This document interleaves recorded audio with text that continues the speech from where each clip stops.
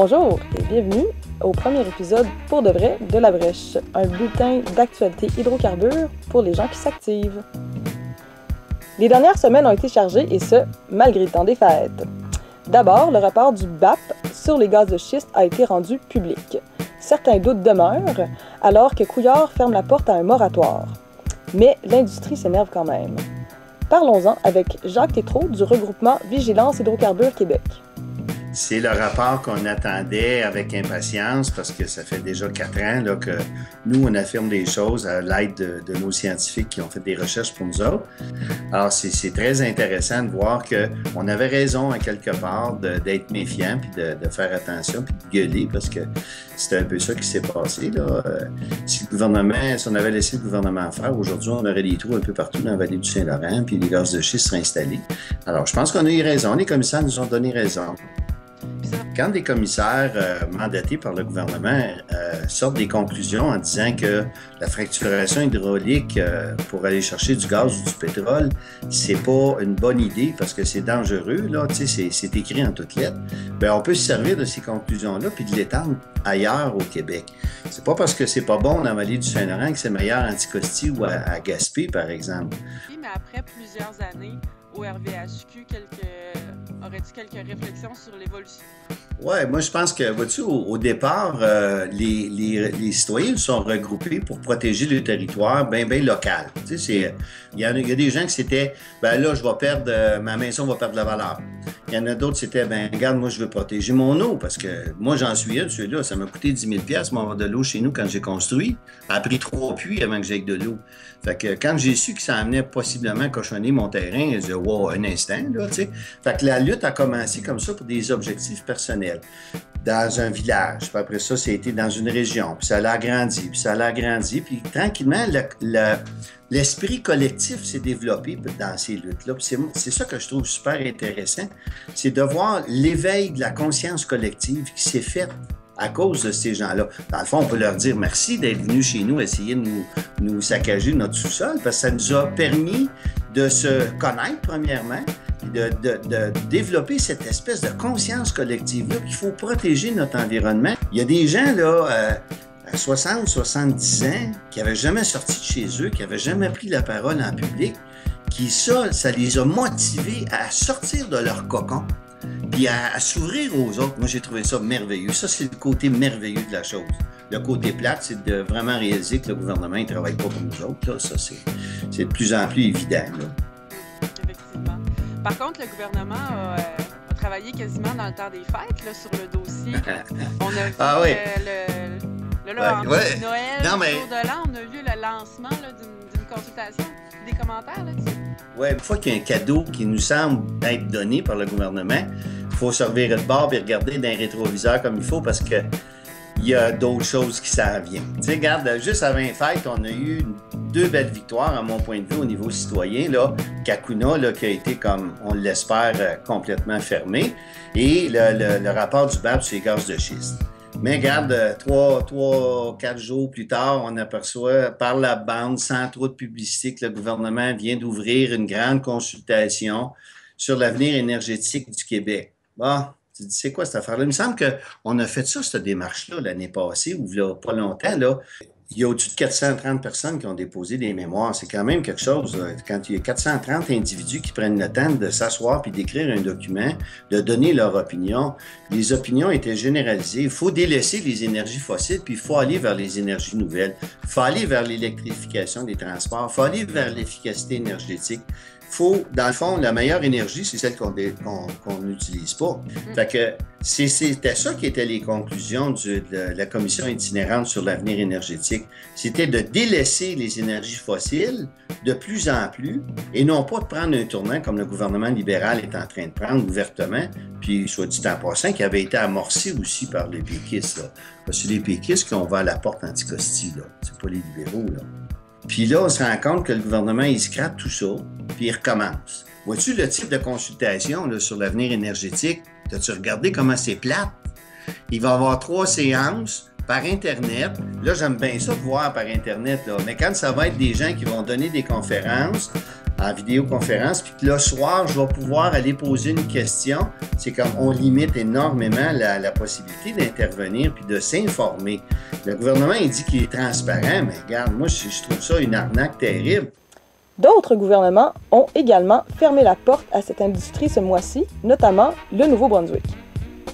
Des forages pétroliers vont de l'avant en Gaspésie.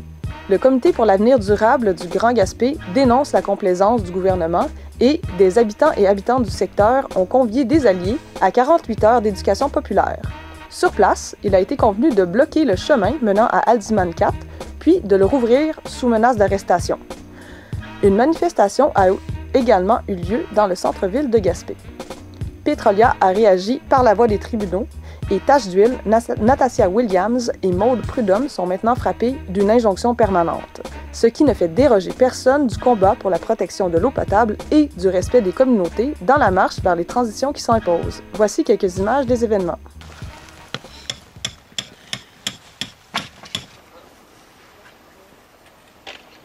Ça fait comme 4 ans que les actions sont posées, des manifestations. Puis là, on veut juste dire. Ils ont poursuivi la ville pour avoir mis un règlement pour protéger son eau. J'ai entendu l'histoire. C'est ça. We're here to protect our water and our land, and we can have to stop this. Je ne veux pas donner accès du tout au changement. J'ai trouvé ça dans mon verre. Ah, mais c'est encore du sang propre, t'es correct? Tu sais, une fin de semaine comme cette fin de semaine-ci, ce qu'on se rend compte, c'est que les gens, il y a une belle motivation. Il paraît qu'il est arrivé de quoi avec leur site Internet aujourd'hui? Ben oui, j'ai entendu ça, moi aussi. Ça a l'air que tout a craché. J'ai grandi ici, c'était tellement beau, là. J'ai tellement eu de plaisir dans cet environnement paradisiaque. Puis là, j'ai de la difficulté, je peux pas concevoir qu'on en est rendu là avec des pancartes, puis que ma fille aujourd'hui apprend d'elle-même le moniteur, puis qu'elle crie « Non au pétrole! Non au pétrole! » J'en parle, puis j'ai envie de pleurer, tu sais. Puis que les gens, on comprenne pas encore, qu'ils nous disent que ça va relever l'économie de la Gaspésie. Non, c'est pas vrai, on va tout scraper. On prend une chance, on prend un risque. Je suis pas prête à prendre ce risque-là. Je peux pas concevoir ça. Je peux pas concevoir qu'on en est rendu là. Fait que c'est pour ça qu'on est encore là aujourd'hui, puis que oui, je vais la tenir, ma pancarte, puis que je vais encore me défendre jusqu'à la dernière minute, même si le trou il est déjà fait, puis même si les gens sont désillusionnés puis qu'ils se disent qu'il est trop tard. Je peux pas m'imaginer de dire à mes enfants, ben maman, elle a perdu l'espoir, là, tu sais, on va rester comme ça. Non au pétrole! Non au pétrole! Puis là, il y avait avis de méfait qui a été déposé, puis injonction qui s'en venait. Puis on avait le choix de soit bloquer, puis qu'il y ait arrestation du groupe, des membres du groupe, puis, ou bien de se retirer du chemin, de continuer le campement, puis qu'il n'y ait pas d'arrestation, dans le fond. Alors donc, notre décision, ça a été de libérer le chemin.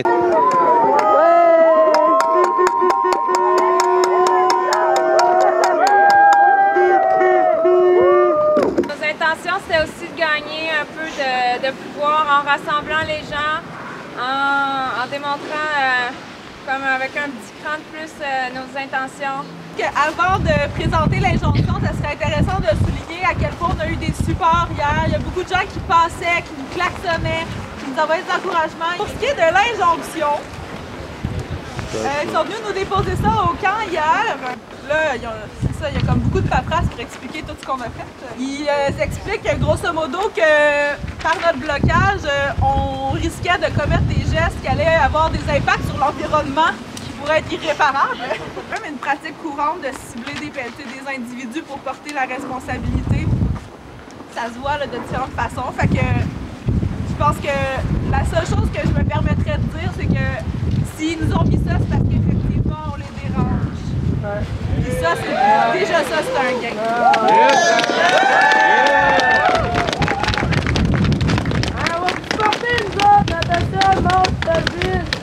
Les actions de Petrolia ont par ailleurs baissé de 50 à 30 cents dans les 3 derniers mois et un coût de communication a visiblement mal tourné. Aussi, une nouvelle initiative a été lancée, soit l'étiquette « Produits menacés par les hydrocarbures ». Parlons-en avec Catherine Beauferron de Tache d'huile en Haute-Gaspésie. Salut tout le monde! Ici en Gaspésie, on est bien entouré en termes de projets de développement pétrolier, comme vous le savez. Donc on cherche des nouveaux alliés dans cette lutte. Avec des gens du Bas-Saint-Laurent, on a lancé une étiquette qui s'appelle « Produits menacés par le développement pétrolier ». Avec cette étiquette, on cherche à joindre tous les producteurs maraîchers, pêcheurs-cueilleurs, bref, les gens dont l'activité économique dépend d'un écosystème en santé et qui ont envie justement de dénoncer l'incompatibilité de leur activité avec le développement pétrolier qui met en danger l'eau potable ainsi que le fleuve Saint-Laurent. Il y a beaucoup d'informations sur le site de Taches d'huile, donc on a déjà quelques adeptes, mais on en cherche des nouveaux. Vous pouvez aller voir et communiquer avec nous pour mettre vous aussi cette étiquette sur vos produits. Côté contamination, une enquête aura lieu sur le déversement de cet été aux îles de la Madeleine, alors que les sols contaminés seront expédiés vers Rimouski, qui a aussi vu une fuite de pétrole depuis les installations de Suncor. Et une amende est imposée concernant le déversement à cette île. Suivi sur Mégantic, 9 millions aux avocats, rien aux proches des victimes. Plus de 1000 barils ont été déversés à Regina. Écoutons la réponse d'Enbridge à ce sujet. Thank you for calling the Enbridge Media line. If you are a journalist, please leave a message and we will respond to your call during regular business hours. De par le monde, un déversement majeur d'environ 5 millions de litres a également eu lieu en Israël, mais aussi au Bangladesh où les équipes de nettoyage sont sous-équipées, il va sans dire. Dernière heure, une fuite de diesel à Longueuil fait perdre l'accès à l'eau potable à plus de 300 000 personnes.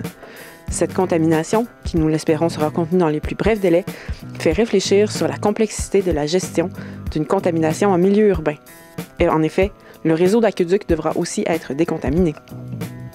Côté transport des sables bitumineux, une fuite d'un oléoduc de la Canadian Natural Resources Limited a amené de l'eau au moulin des opposants et opposantes d'Énergie Est, alors que les dirigeants d'entreprises pétrolières en rappellent la nécessité. En ce qui concerne Énergie Est, notons que la compagnie en parle seulement en anglais, refusant de traduire sa documentation.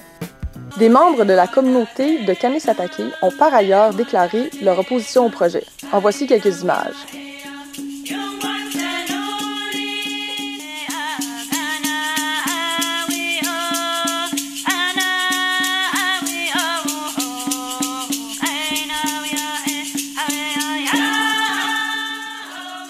Here on this day in Kanien'kehá:ka, Kanesatake territory, we the Kanien'kehá:ka people of Kanesatake are gathered here today to assert our authority and jurisdiction upon our unceded traditional lands and territory. Settlers call this part of Kanesatake Parknasyanel-Doka. However, we have never surrendered our rights to our ancestral lands and resources. We are here today to remind the Government of Canada, Quebec, and the authorities of this fact. Kanesatake existed long before Europeans arrived in the Americas and is amongst the oldest Kanien'kehá:ka communities, part of the Iroquois Confederacy. We call upon Canada and Quebec to stop their illegal actions in colluding to defraud the Kanien'kehá:ka of Kanesatake of our lands, territory, and resources. We oppose the illegal theft and appropriation of our lands and resources to third-party interests such as Gazoduc, TransCanada, Enbridge, and other developers.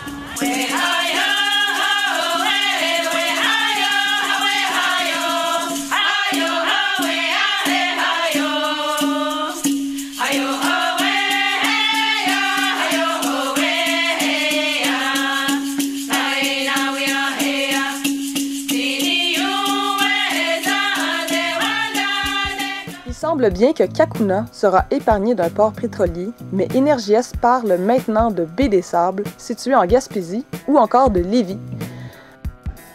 La question de la considération ou pas des gaz à effet de serre a semé une certaine confusion à Québec, alors qu'Ottawa refuse catégoriquement de les considérer dans ce dossier.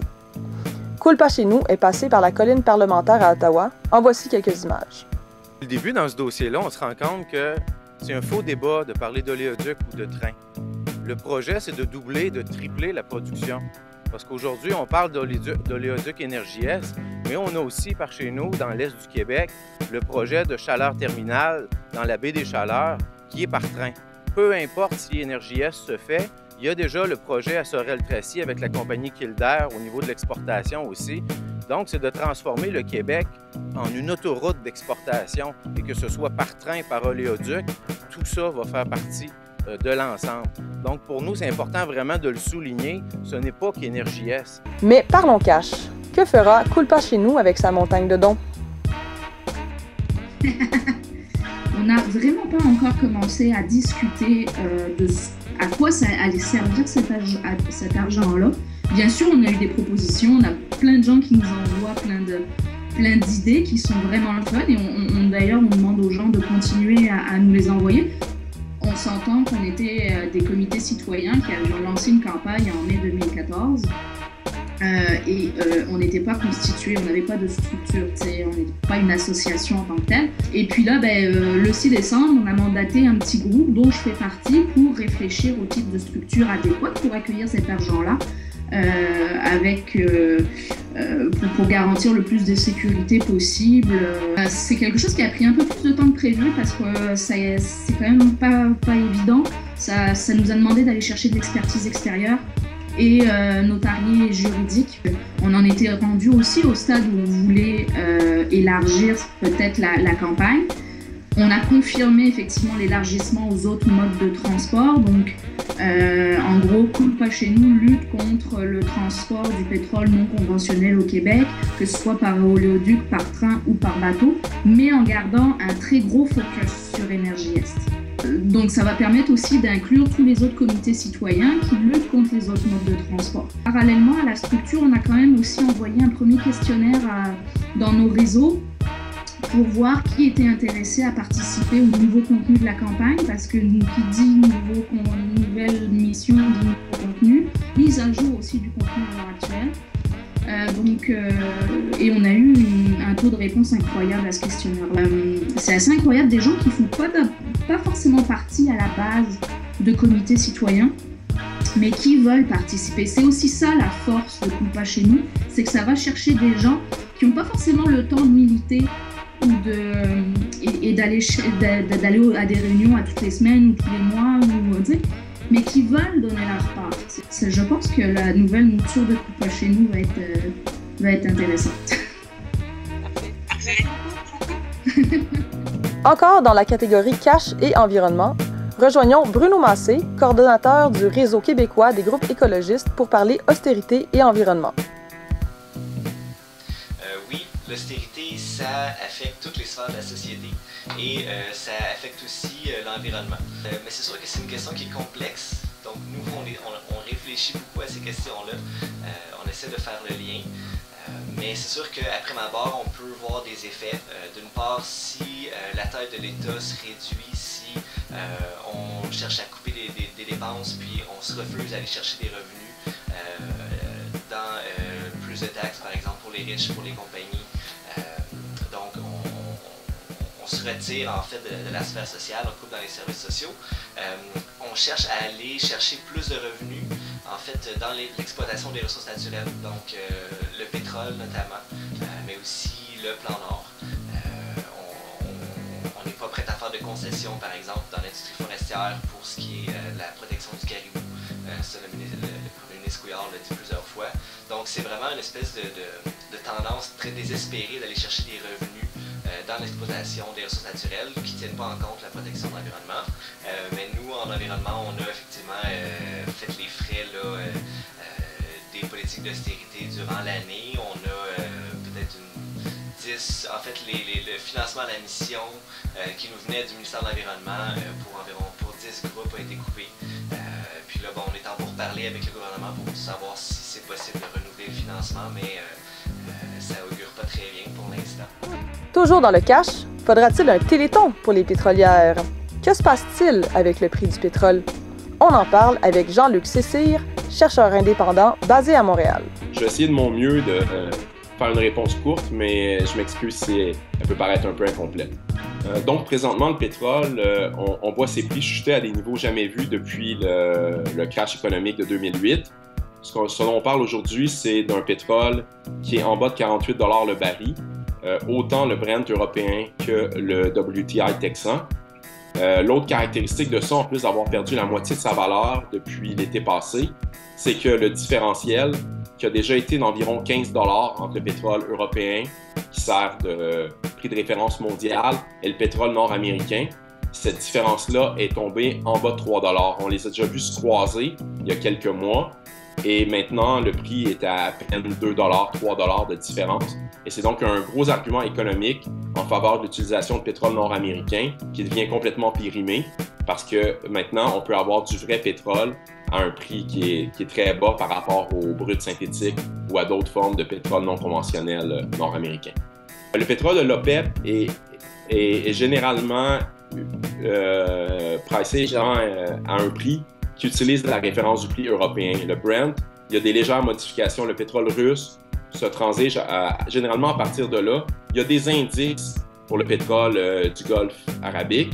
Il y a des indices aussi pour du pétrole. Souvent, le plus cher, c'est celui en Asie, en Malaisie, Indonésie. Il y a du pétrole là-bas, qui est généralement un peu le plus cher au monde, mais on peut dire que le pétrole d'Arabie Saoudite est soit un petit peu plus cher ou un petit peu moins cher que le Brent, mais généralement utilise cette référence-là, comme le pétrole des sables bitumineux utilise la référence du Texas, mais en ayant un prix qui est une pénalité par rapport à celui-là. Le rôle de l'Arabie Saoudite, beaucoup de gens pointent du doigt l'Arabie Saoudite en disant que c'est elle qui mène un peu les prix. On a déjà vu les Saoudiens intervenir quand le prix du baril passait en bas de 90 $. Cette fois-ci, ils ne sont pas intervenus. Puis je pense qu'ils jugeaient leur intervention inutile parce qu'il y a beaucoup d'autres pays qui, eux, ne couperont pas leur production. Et donc, c'est pas un joueur clé au point où ça nous est présenté. Les Saoudiens souvent se vantent d'avoir une capacité de production excédentaire, mais cette production-là est de moins qu'1 million de barils par jour. Puis ils n'ont pas tellement prouvé qu'ils avaient cette capacité-là de production. Et donc, je pense que le rôle qui leur est fait souvent dans les médias de dire qu'ils veulent étouffer la production russe et étouffer l'Iran aussi, c'est un argument qui est un petit peu surfait dans ce cas-là. Les conséquences de cette chute des prix sur les projets qui nous inquiètent, quelles sont-elles? C'est dur d'en mesurer tout à fait l'ampleur. Il reste que beaucoup de ces projets-là vont devenir moins intéressants économiquement à cause, entre autres, de la perte du différentiel qui est de vente de ça.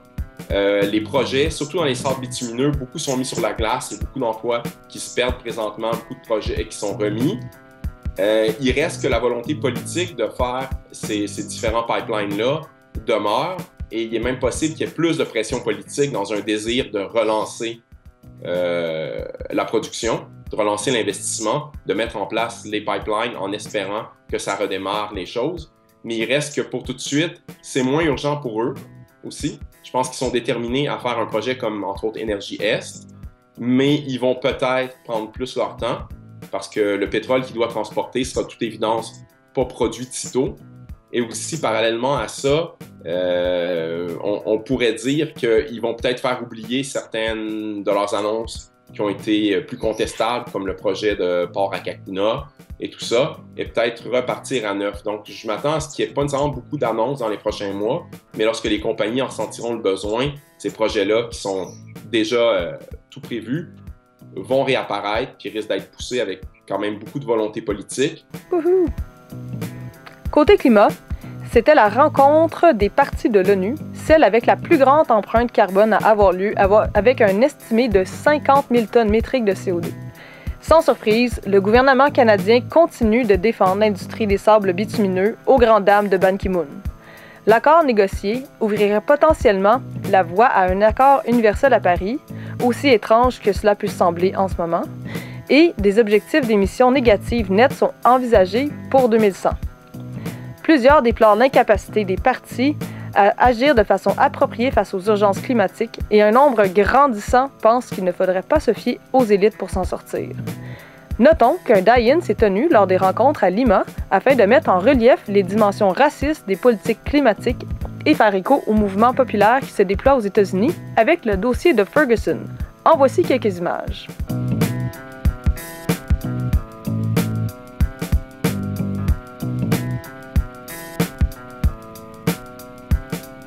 Pour finir, laissons la parole à Vanessa du comité Printemps 2015.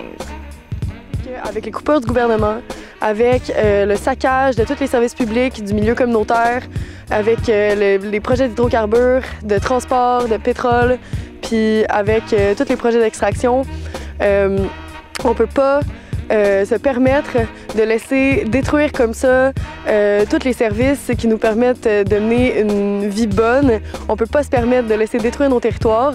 Puis ce qu'il faut faire, c'est se lever, c'est empêcher le gouvernement d'avancer impunément, puis pour faire ça, en fait, il faut être collectivement actif, se prendre par la main, puis se mettre debout, se tenir, puis résister au gouvernement. Puis ça va se passer au printemps, au moment où le soleil revient, au moment où est-ce que les syndicats ils vont pouvoir être en grève.